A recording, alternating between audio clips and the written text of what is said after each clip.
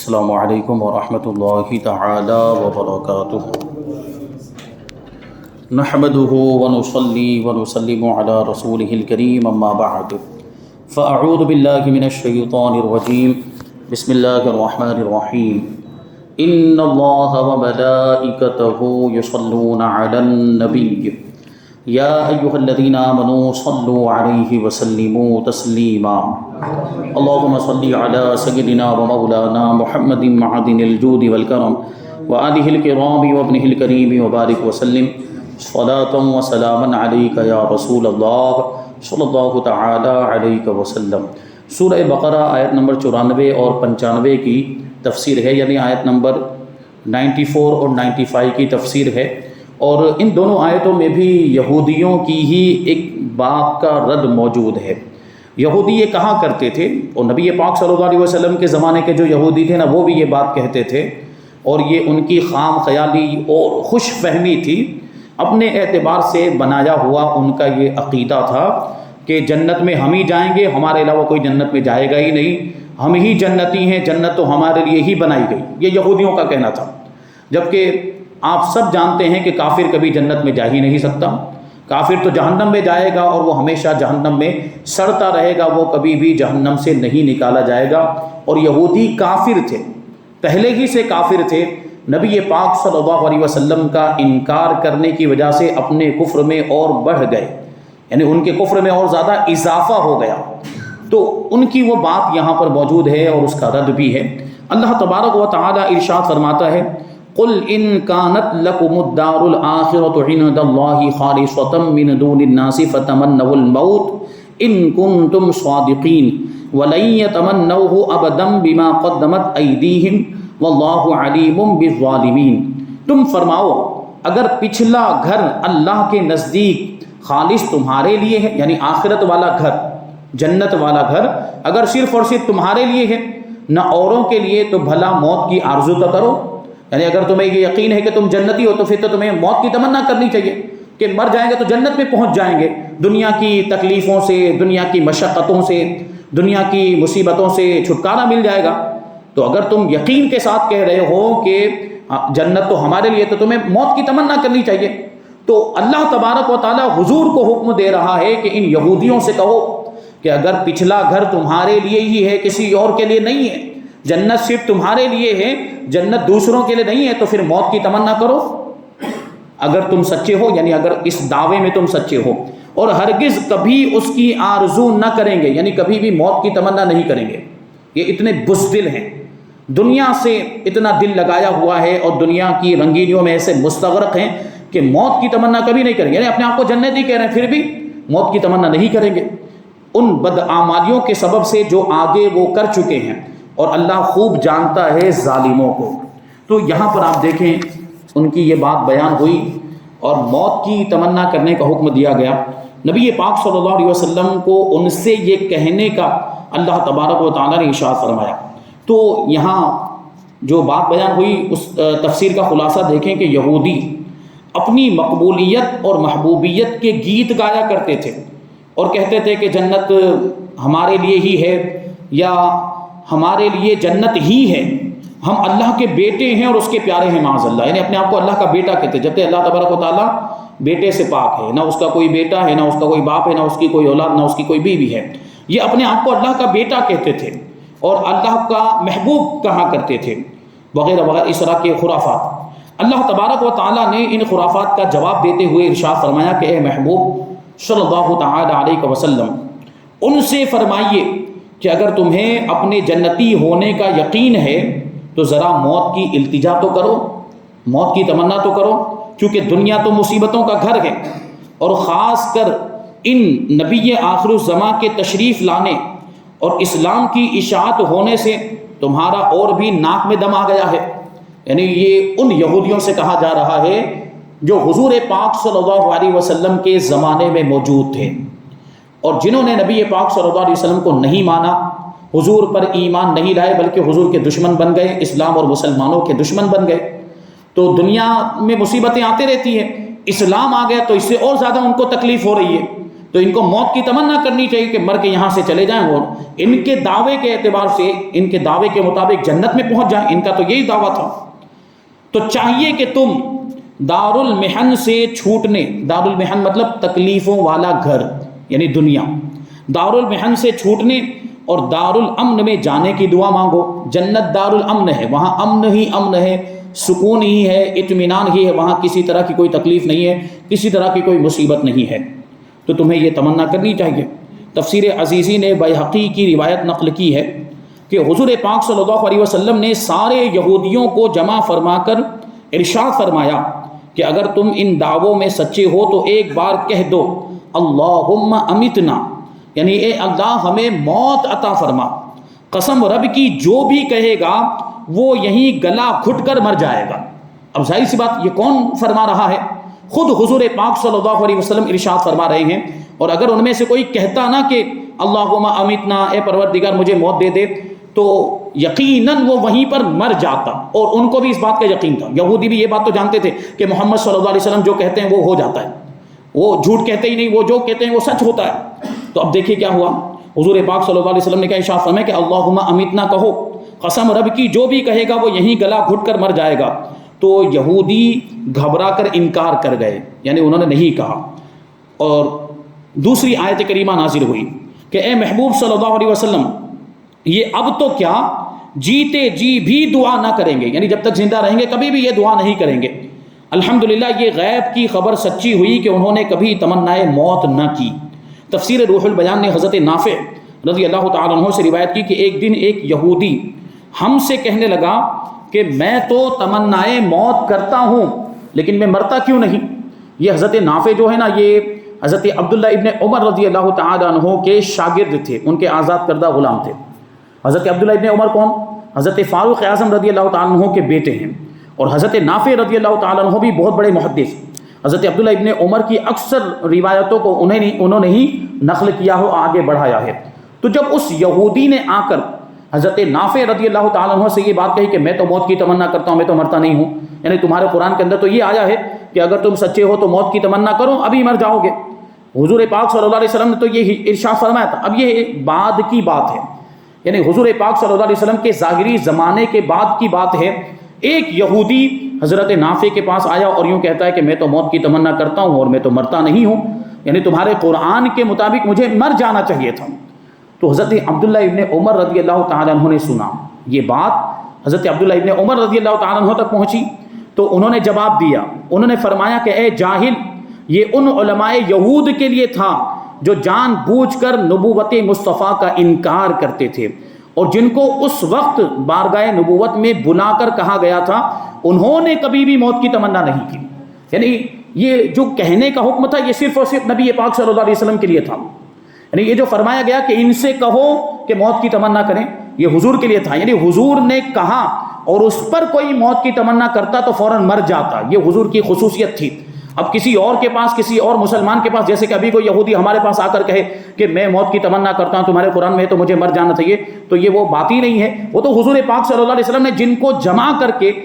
اور جن سے حضور پاک صلی اللہ علیہ وسلم نے ارشاد فرمایا تھا، یہ فرمان ان کے لیے تھا، تو بات واضح ہو گئی۔ اب اس آیت کریمہ سے جو باتیں معلوم ہوئی وہ بیان کرتے ہیں۔ پہلی بات تو یہ کہ کفار کو اپنے دین کی حقانیت کا یقین نہیں، اسی لیے اس کے بھروسے پر کوئی بات نہیں کرتے، بلکہ اپنے جھوٹے ہونے کا انہیں یقین ہے، اسی لیے وہ دنیا کو جنت اور آخرت کو قید سمجھتے ہیں۔ اب بھی غیر مسلم وغیرہ کو دیکھ لیں آپ کہ دنیا کی زندگی کو ہی سب کچھ سمجھتے ہیں، آخرت کا تو ان کو عقیدہ ہی نہیں ہے۔ جو دوسرے مذاہب کے ماننے والے ہیں آپ ان کو دیکھیں تو دنیا کی زندگی کو ہی سب کچھ سمجھا ہوا ہے، اور جو ایمان والا ہوتا ہے نا، پختہ ایمان والا، آپ نے ایسے بہت سارے واقعات سنے ہوں گے اللہ کے ولیوں کے بھی واقعات، کہ ان کو اپنے دین، اپنے مذہب اور اپنے ایمان پر اتنا زیادہ یقین ہوتا ہے کہ وہ آگ میں کودنے کے لیے بھی تیار ہو جاتے ہیں، اور ان کو یہ یقین ہوتا ہے کہ میں سچا ہوں، میں حقاً ہوں، اور میں آگ میں کود جاؤں گا، اللہ تبارک و تعالیٰ مجھے بچائے گا۔ وہ دین کی حقانیت کو ثابت کرنے کے لیے ہوتا ہے۔ تو یہ بات یہاں پر بیان ہوئی۔ پھر دوسری بات یہ کہ رب تبارک و تعالیٰ کی ملاقات اور حضور کے دیدار کے لیے یا اپنے ایمان کی سلامتی کے لیے موت کی تمنا کرنا جائز ہے، یعنی عام حالات میں موت کی تمنا نہیں کرنا چاہیے، موت کی تمنا کرنے کی اجازت نہیں ہے، لیکن کوئی صحیح مقصد ہو، اس مقصد سے کہ مرنے کے بعد اللہ کی بارگاہ میں حاضر ہو جاؤں گا، اللہ کا دیدار ہوگا، اللہ سے ملاقات ہوگی، یا یہ کہ حضور پاک صلی اللہ علیہ وسلم کا دیدار ہوگا، قبر میں حضور کا دیدار کرنے کے لیے موت کی تمنا کرتا ہے، یا یہ کہ اپنے ایمان کی سلامتی کے لیے کہ ابھی ایمان محفوظ ہے، اسی حالت میں مر جاؤں تو ایمان سلامت لے کر جاؤں، تو ایمان کی سلامتی کے لیے موت کی تمنا کر رہا ہے تو یہ جائز ہے۔ حدیث پاک میں ہے کہ حضرت سعد بن ابی وقاص رضی اللہ تعالی عنہ نے خوف سے اپنی موت کی دعا کی، خوف کی وجہ سے، ڈر کی وجہ سے، تو حضور پاک صلی اللہ علیہ وسلم نے فرمایا کہ میرے ہوتے ہوئے موت کی دعا مانگتے ہو، میں موجود ہوں تمہارے درمیان اور تم موت کی تمنا کرتے ہو۔ تو اسی لیے حاشیہ لمحات میں لکھا، حضرت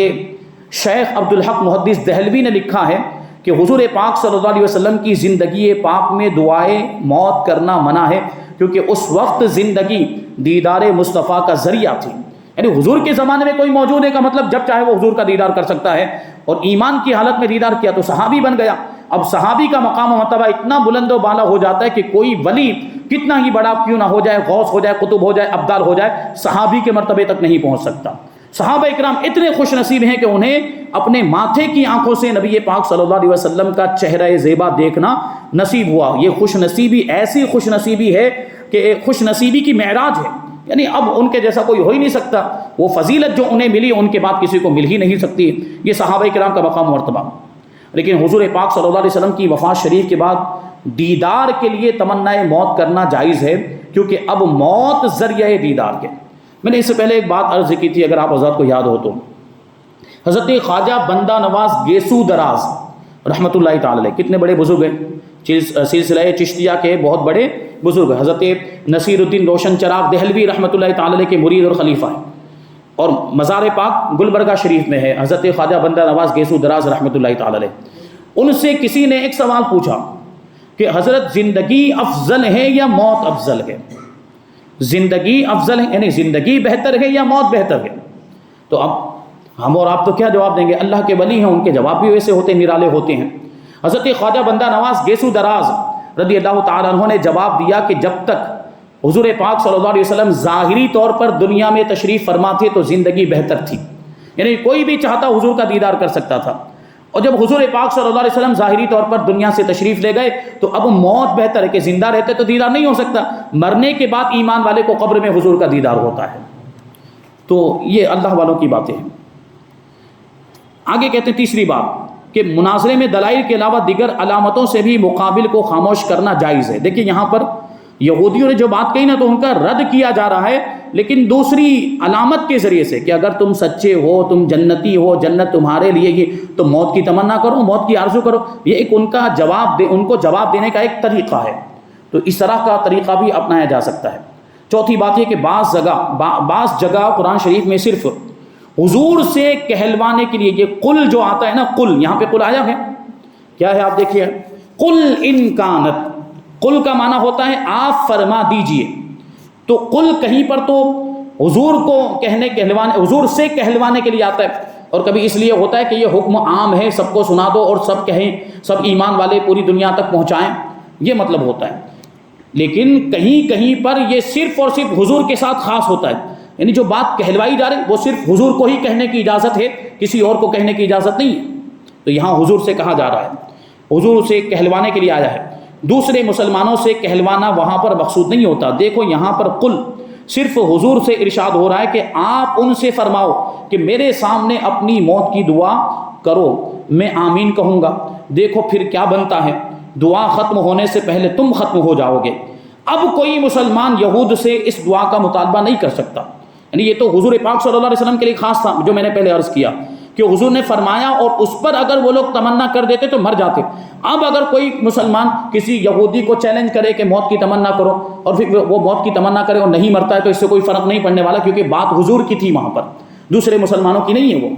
تو اب اگر کوئی مسلمان کسی یہودی سے اس دعا کا مطالبہ کرے تو وہ نہیں کر سکتا، درست نہیں ہے۔ اگر مطالبہ کرے اور وہ یہودی دعا کر کے موت کی تمنا کرے پھر نہ مرے تو اس سے قرآن کی یہ آیت غلط نہ ہوگی، کیونکہ وہ حضور کا واقعہ تھا، حضور کو حکم دیا گیا تھا، حضور سے فرمایا گیا تھا۔ یوں ہی سورہ جمعہ میں ارشاد ہوا ہے، آپ دیکھیں، قل انما انا بشر مثلکم، یہ آیا ہے کہ نہیں آیا ہے؟ انما، اے محبوب آپ فرما دیجئے کہ میں تمہاری ہی طرح بشر ہوں، اب یہ جو بات بیان ہوئی نا، یہ حضور پاک صلی اللہ علیہ وسلم کے لیے ہی خاص ہے، یعنی یہ حضور کو فرمانے کا حکم دیا گیا، یہ حضور سے ہی خطاب ہے، صرف حضور ہی اپنے آپ کو بشر کہہ سکتے ہیں، ہم نہیں کہہ سکتے۔ یہ آج کل کے وہابڑوں کا طریقہ ہے نا، معاذ اللہ، یہ لوگ کہتے ہیں معاذ اللہ کہ حضور تو ہمارے جیسے ہی بشر، ہماری طرح کھاتے پیتے، ہماری طرح اٹھتے بیٹھتے ہیں۔ یہ معاذ اللہ حضور پاک صلی اللہ علیہ وسلم کی شان کو گھٹانے کی کوشش ہے۔ یہ اپنے جیسا بشر کہنا، یہ تو اگلی امتوں کے جو کفار تھے نا ان کا طریقہ ہے۔ ان لوگوں نے اپنے اپنے نبیوں کو اپنے جیسا بشر کہا تھا، تو ان کے طریقے پر یہ لوگ ہیں، یہ وہابی دیوبندی جماعتی، جو معاذ اللہ ہمارے آقا کو اپنے جیسا بشر کہتے ہیں، جبکہ ہمارا عقیدہ اہل سنت و جماعت کا عقیدہ یہ ہے کہ حضور پاک صلی اللہ علیہ وسلم کی شان عرفہ و اعلیٰ ہے، کوئی بشر ان کے مقام و مرتبے تک پہنچ ہی نہیں سکتا، کوئی انسان ان کے جیسا ہو ہی نہیں سکتا۔ حضور پاک صلی اللہ علیہ وسلم کی یہ شان ہے۔ تو یہ جو حکم ہوا نا، قل انما انا بشر مثلکم، کہ میں تمہاری ہی طرح بشر ہوں، یہ صرف حضور کو کہنے کا حکم تھا، حضور کو کہنے کی اجازت تھی، یعنی خود حضور کہہ سکتے تھے کہ میں تمہاری طرح بشر ہوں، ہمیں آپ کو کہنے کی اجازت نہیں کہ حضور ہمارے جیسے بشر ہیں۔ پھر آگے بھی تو دیکھیں، یہ کہہ تو دیتے ہیں کہ حضور پاک صلی اللہ علیہ وسلم معاذ اللہ ہمارے جیسے بشر ہیں، لیکن آگے نہیں دیکھتے یوحا الیہ، میری طرف وحی کی جاتی ہے، یعنی مجھ پر قرآن کی آیتیں نازل۔ کیا ان لوگوں کے اوپر قرآن کی آیتیں نازل ہوتی ہیں؟ کیا ان پر وحی آتی ہے؟ تو یہ حضور کے جیسے کیسے ہو گئے، ہے نا؟ حضور پاک صلی اللہ علیہ وسلم کی شان اگر بیان کرنے جائیں تو حضور کے قدموں کی دھول کے برابر بھی نہیں یہ لوگ، اور جو اپنے آپ کو حضور کے برابر کہتے ہیں، حضور کے جیسا کہتے ہیں معاذ اللہ، یا حضور پاک صلی اللہ علیہ وسلم کو اپنے بڑے بھائی کے برابر کہتے ہیں، یہ سب وہ اندر جو چور ہے نا، یہ وہ کہلواتا ہے معاذ اللہ۔ حضور پاک صلی اللہ علیہ وسلم کی شان میں گستاخی کرنا ہی ان کا طریقہ ہے، حضور کے مقام و مرتبے کو گھٹانا۔ یہ اس کے باقاعدہ ان کو وظیفے ملتے تھے، باقاعدہ پگار اور تنخواہ ملتی تھی انگریزوں کی طرف سے یہ سب کام کرنے کے، لوگوں کے ایمان کو برباد کرنا، لوگوں کے دلوں سے عشق رسول کی شمع کو بجھا دینا، یعنی عشق رسول کو چھین لینا، یہی کام تھا ان لوگوں کا، وہابیوں کا۔ پھر آگے دیکھیں، فرماتے ہیں کہ جھوٹے کا جھوٹ ظاہر کرنا ضروری ہے تاکہ لوگ اس سے بچیں، اور صرف جھوٹے کا جھوٹ ہی نہیں، ہر ایسا فاسق، ایسا گنہگار کہ جس سے دوسروں کو نقصان پہنچ سکتا ہو، تو اس کے فسق کو ظاہر کرنا اور اس کے اس گناہ کو، اس کے اس جرم کو ظاہر کرنا لازم اور ضروری ہے تاکہ لوگ اس سے بچیں۔ تو یہ بھی بات یہاں سے معلوم ہوئی۔ پھر کہتے ہیں کہ قرآن کریم کی غیبی خبریں بالکل برحق ہیں، جن کی حقانیت لوگوں نے اپنی آنکھوں سے دیکھ لی۔ اللہ تبارک و تعالیٰ نے اعلان فرمایا تھا کہ اے محبوب، یہ لوگ آپ کے سامنے موت کی تمنا کبھی نہیں کریں گے۔ انہوں نے یہ اعلان بھی سنا، پھر مسلمانوں نے انہیں للکارا بھی، ان کی حقانیت کا مدار اس دعا کو قرار دیا، مگر ان میں سے کسی نے اس کی ہمت نہ کی، اگر ایک نے بھی کی ہوتی تو یہ لوگ اسے خوب اچھالتے۔ مطلب یہ ہے کہ کوئی یہ دعا کر ہی نہ سکا، کسی نے یہ دعا کی ہی نہیں، جن لوگوں کو چیلنج کیا گیا تھا ان کی بات چل رہی ہے۔ پھر تفسیر صوفیانہ دیکھیں، کہتے ہیں کہ 3 شخص موت کی تمنا کرتے ہیں۔ 3 لوگ ایسے ہیں جو موت کی تمنا کرتے ہیں۔ ایک تو وہ جو موت کی مصیبت سے ناواقف ہے، یعنی اس کو پتہ ہی نہیں کہ موت کے وقت کیا تکلیف ہوتی ہے، موت کی سختیاں کیا ہیں وہ نہیں جانتا، تو موت کی تمنا کرتا ہے، یعنی نادانی میں موت کی تمنا کرتا ہے۔ اور دوسرا وہ بے صبر جو موت کو خدا کی پکڑ سے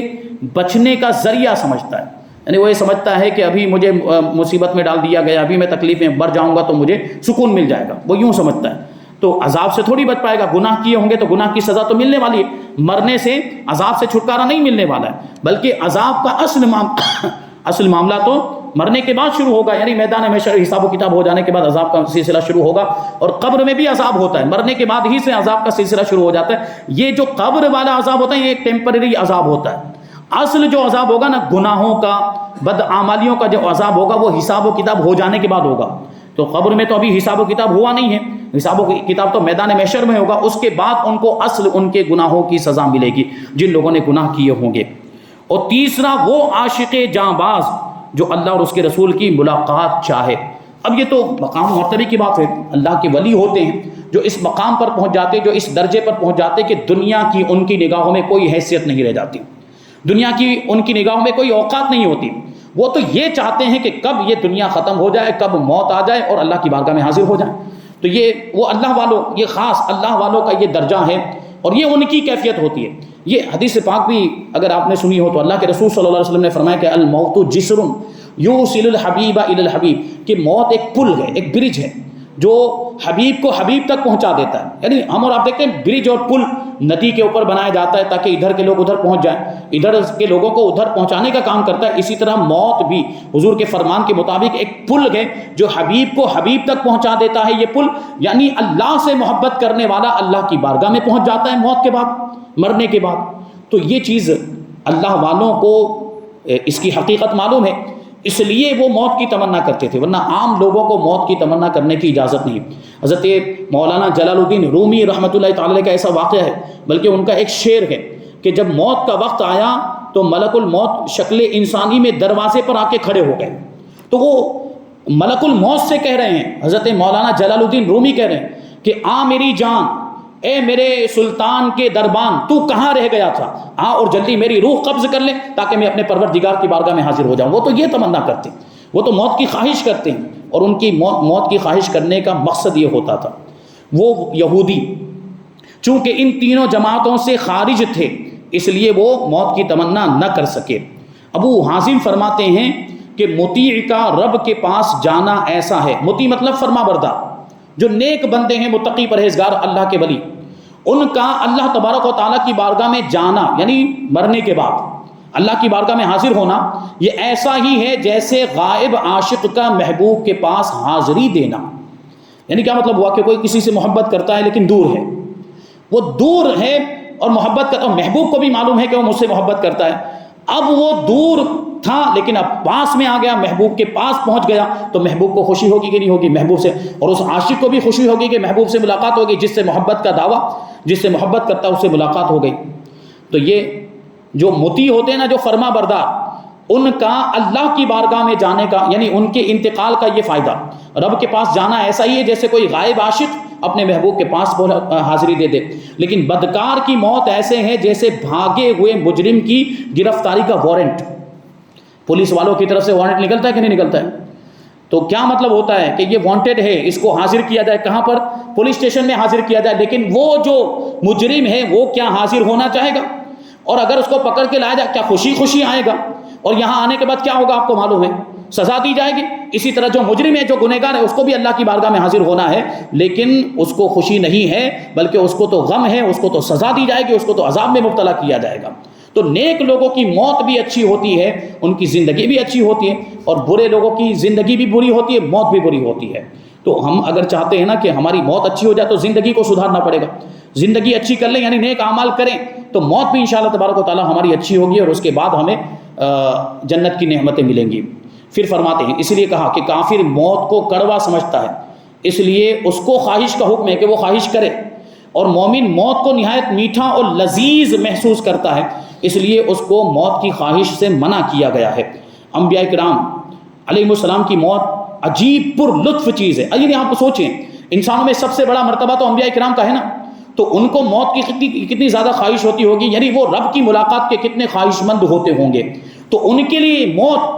کتنی خوشی لانے والی چیز ہوگی. تو ان کی یہ شان ہے, شاعر کہتا ہے کہ یہ دونوں گھر انہی کے ہیں. انبیاء کرام کے بارے میں کہتا ہے شاعر کہ یہ دونوں گھر یعنی دنیا اور آخرت, یہ دونوں گھر انہی کے ہیں جہاں جی چاہا بیٹھے, یہ دونوں گھر انہی کے ہیں جہاں جی چاہا بیٹھے, کبھی اس گھر میں جا بیٹھے کبھی اس گھر میں آ بیٹھے. تو یہ انبیاء کرام کی شان ہے.